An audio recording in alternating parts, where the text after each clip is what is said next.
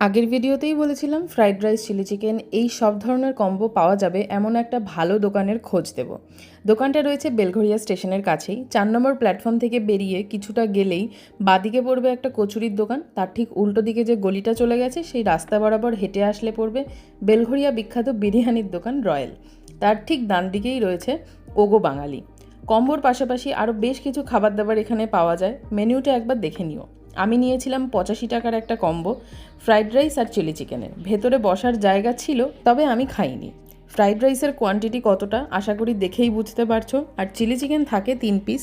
দাম অনুযায়ী কোয়ান্টিটি কিন্তু টপ নচ। ফ্রাইড রাইসটা একেবারে ঘরোয়া স্টাইলের, তেল জবজবে একদমই নয়। এবার আসি চিলি চিকেনের কথায়। চিলি চিকেনের গ্রেভিটা এক কথায় অনবদ্য। পাতলা কোটিং আর সলিড চিকেন ব্যবহার করেছে সেটা বোঝাই যাচ্ছে।